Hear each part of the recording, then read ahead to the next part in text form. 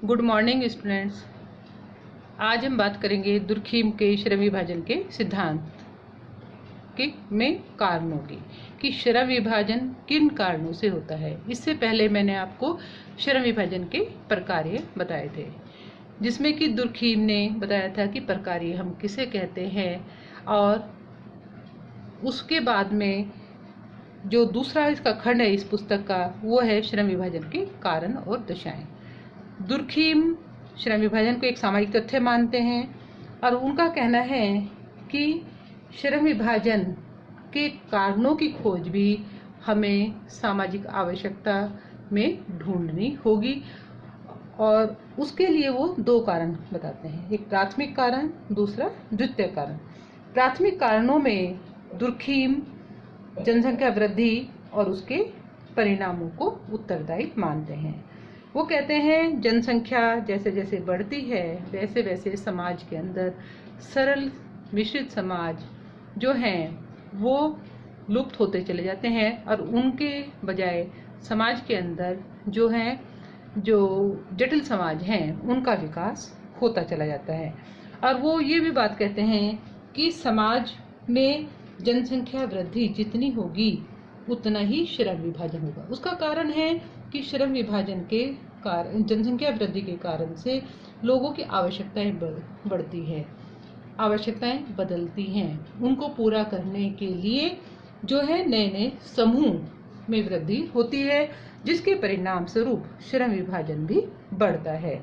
और जनसंख्या वृद्धि के इन्होंने दो परिणाम बताए हैं, एक है जनसंख्या के आकार में वृद्धि और जनसंख्या के दूसरा है जनसंख्या के घनत्व में वृद्धि।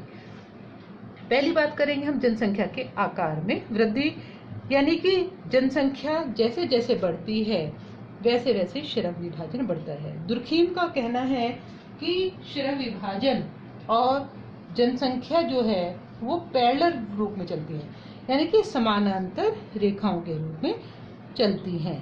जैसे श्रम विभाजन होगा तो उसी हिसाब जनसंख्या बढ़ेगी तो वैसे ही श्रम विभाजन भी बढ़ेगा।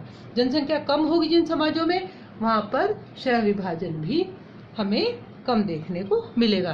तो इस तरह से श्रम विभाजन और जनसंख्या के अनुपात में श्रम विभाजन उसी अनुपात में बढ़ता चला जाता है।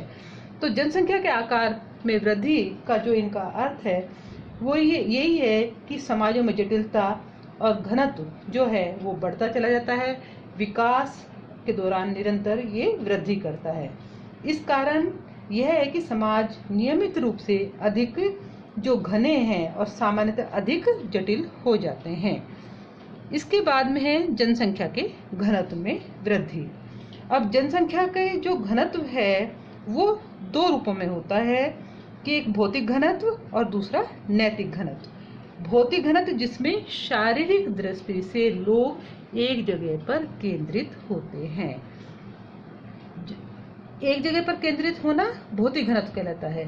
और नैतिक घनत्व जो है वो भौतिक घनत्व का ही परिणाम है कि जब लोग एक जगह पर इकट्ठे होते हैं तो उनकी क्रियाएं, मानसिक क्रियाएं, संबंध, उनमें परिवर्तन आता है और उनमें वृद्धि होती है, जटिलता उत्पन्न होती है, जिसे गतिशीलता या नैतिकता में भी वृद्धि होती है, जो नैतिक घनत्व का प्रमुख कारण है।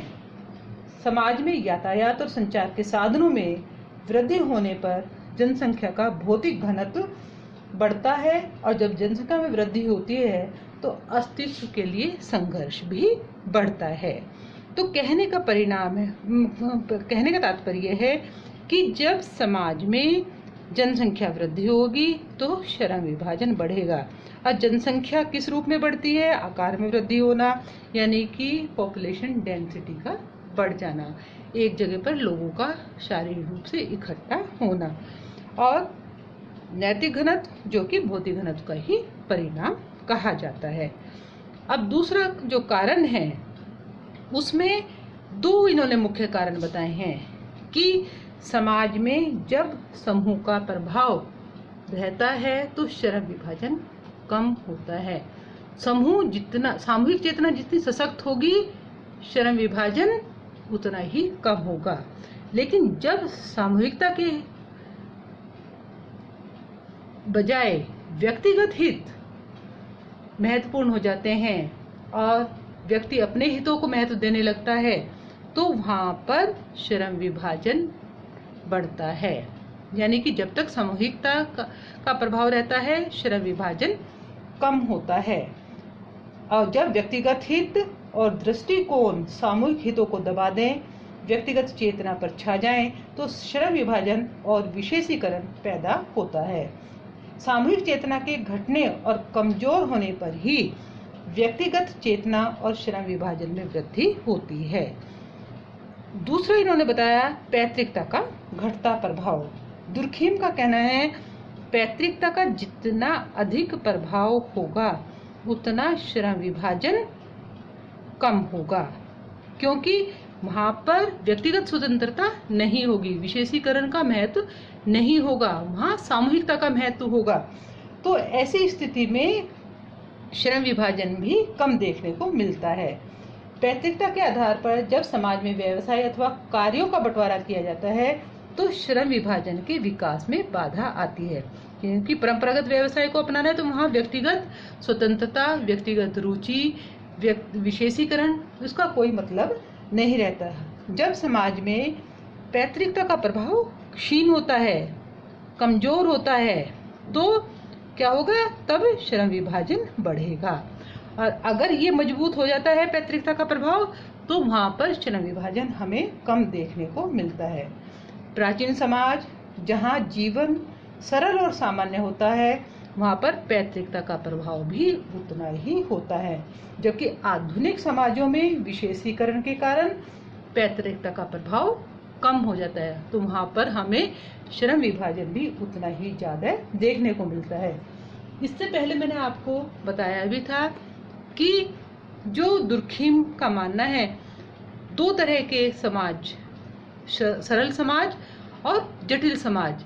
सरल समाजों में उन्होंने एकता के माध्यम से दो तरह के समाजों को बताया कि जहाँ पर परंपराएं, रीति रिवाज, प्रथा, धर्म का महत्व, सामूहिक चेतना का महत्व होता है, वो यांत्रिक एकता वाले समाज होते हैं।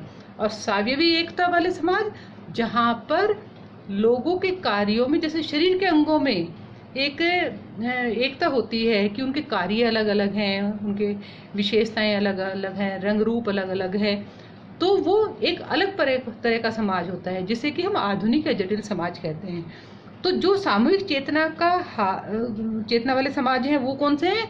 जहाँ पर आदिम समाज है, वहाँ पर किसका महत्व होगा? वहाँ श्रम विभाजन का महत्व नहीं है, वहाँ समूह का महत्व है। समूह का महत्व है तो श्रम विभाजन कम है, और समूह का महत्व में कमी आती है तो श्रम विभाजन उतना ही ज़्यादा हमें देखने को मिलता है।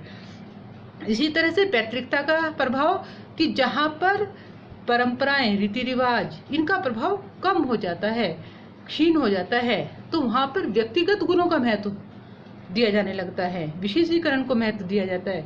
और जहाँ व्यक्तिगत महत्व, विशेषीकरण को महत्व होता है, तो वहाँ पर श्रम विभाजन उतना ही हमें ज़्यादा देखने को मिलता है। तो इस प्रकार दुर्खीम श्रम विभाजन के मुख्य कारणों में जनसंख्या के आकार और घनत्व में वृद्धि को मानते हैं, सामूहिक चेतना का ह्रास और जो पैतृकता के घटते प्रभाव को इन्होंने मुख्य कारण माना है कि ये सब चीजें मिलकर के श्रम विभाजन के लिए कारण होती हैं।